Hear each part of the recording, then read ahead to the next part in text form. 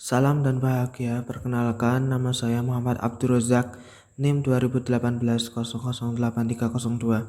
Yang ingin saya bahas yaitu berita dari CNN Indonesia tentang Waskita Karya jual tol Medan ke investor Hong Kong 824 M. Jadi nanti kita akan menganalisis tiga, yaitu yang pertama fakta-fakta, yang kedua untung rugi bagi negara, dan yang ketiga tanggapan.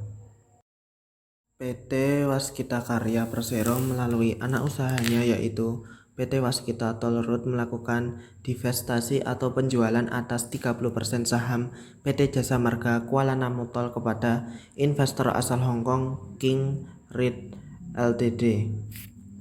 Nilai transaksi penjualan jalan tol Medan Kuala Namu tebing tinggi itu diperkirakan mencapai 824 M. Direktur Utama Waskita Karya Destiawan Suwarjono mengatakan divestasi ini merupakan langkah awal dari rencana divestasi 9 ruas tol milik perseroan lainnya.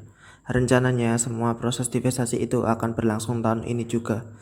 Sementara itu, dana segar yang diperoleh Waskita Karya dari hasil divestasi akan dialokasikan untuk memenuhi kewajiban perseroan kepada kreditur. Sisanya digunakan sebagai tambahan modal kerja dan investasi proyek infrastruktur lain.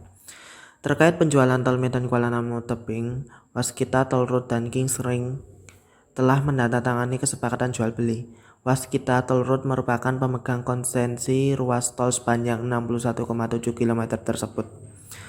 Ini bukan pertama kalinya Waskita Karya menjual jalan tol kepada Road King Expressway.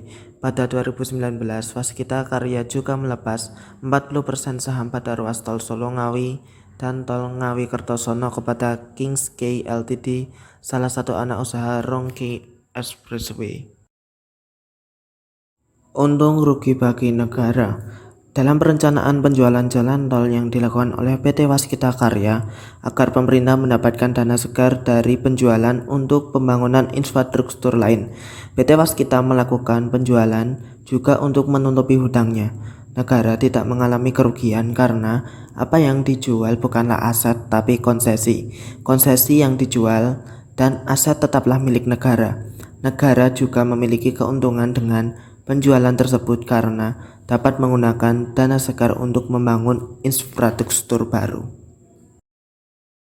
Tanggapan saya yaitu saya mendukung PT Waskita untuk menjual saham karena agar bisa menutupi hutangnya dan pemerintah dapat membangun infrastruktur lain dengan menggunakan dana segar. Seperti itu. Terima kasih. Salam dan bahagia.